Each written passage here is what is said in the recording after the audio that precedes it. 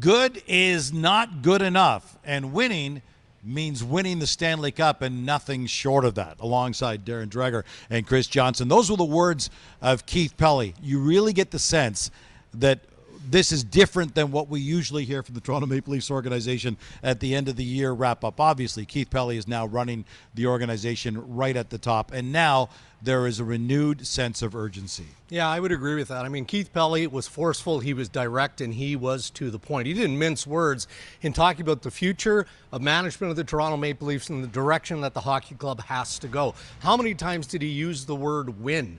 Just win, must win. And that's not the sentiment of the boss of Maple Leaf Sports and Entertainment. That's the sentiment from the ownership, his bosses.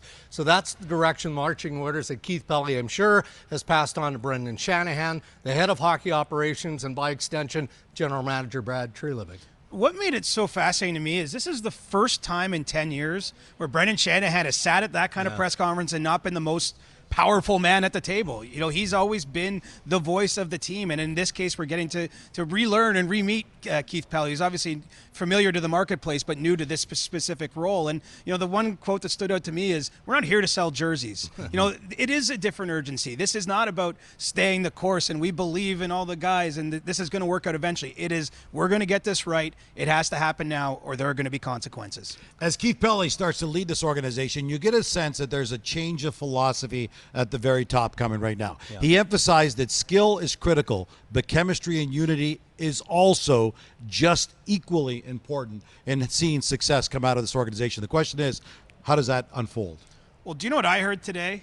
I heard that they're not running it back. Yeah. That they didn't say anything explicitly, obviously didn't commit to specific players or changes that way, but reading between the lines on about 7 or 8 answers across this press availability, you get the feeling that one of the core players or more perhaps they're going to be explored to be traded out of Toronto this summer. And you know, it's obviously not going to be an easy thing to accomplish. You're talking about, you know, specifically probably Mitch Marner, John Tavares entering the final years of their deals. Both have full new movement clauses. Both are local guys that love living and playing here. It's one thing to sort of say it and start to plan it in the boardroom back here. Another thing to execute that kind of trade. But, you know, the Leafs management and leadership here have set themselves up where they have to make a change to one of those positions, both because of the cap space, maybe the dynamic in the room. And I would be stunned if we're back here in September at the start of training camp and there isn't a move made in that regard. Well, look, all of the men sitting at that table want to win. They want to win as much as any player or any Toronto Maple Leafs fan. And look at the decisions that have been made this week. The firing of Sheldon Keefe, I mean, that did not come easily for Brad Treliving or, by extension, Brendan Shanahan. So there has to be a strong appetite for another significant move or moves. And yeah, we're looking at the core, and we're looking at Tavares, and we're looking at Mitch Marner. Although I will submit that it's not going to be that easy because of what CJ said. I mean, both these guys are protected contractually. Both are going into the final year of their deal. And if I want to pinpoint Mitch Marner, I'm going to do it with this purpose. His agent, Darren Ferris, has been down this road before, especially with a player who's about to enter unrestricted free agency. More often than not, Ferris marches that player into unrestricted free agency. Could the heat in this market get turned up on Mitch? Yes. Hard to imagine how much more. This guy takes a ton of heat wearing the Toronto Maple Leafs uniform. But it's up to the player and it's up to management to try and navigate that process and make sure that it's workable for everybody involved. You know who else's future is uncertain at this point? Brendan Shanahan. He had the interesting comment himself where he said that patterns have become too familiar to remain patient. The question is, how does that play out for him in particular, CJ? Well, he can't afford to be patient. I mean, there's some question here about when his contract expires. When the Leafs did sign Brendan Shanahan to a 6-year extension back in May 2019, they said it went through the 24-25 season. That's next year. But there are people around the situation whispering to Dregs and I that it's not, in fact, his final year. I asked him point blank. He didn't want to get into that. But it is clear to me that look, Keith Pelley is brand new on the job. It is a different boss that's going to be much more in his face than I think the situation he's had during much of his tenure. Different reporting structure when it comes to the board. And Brendan Shanahan does need to get results in order to extend his tenure much beyond this coming season. So yes, he's the president of the Toronto Maple Leafs today.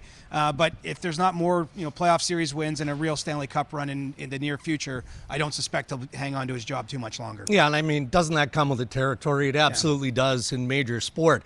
But again, I'm reminded of Keith Pelly and how direct he was in saying that this group has to find a way to win that Stanley Cup. You can't look into the crystal ball and say, well, that has to happen in the next year to 5 years. But that is the direction of ownership.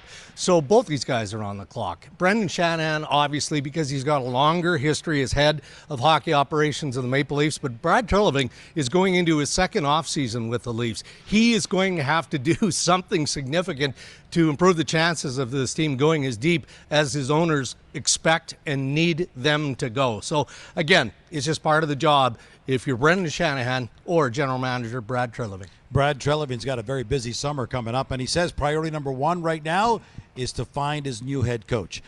Who do you see as a leading candidate, and how quickly do you see this unfolding? Yeah, for me, it's a two-horse race, and it's Craig Berube and it's Todd McCullough. How quickly?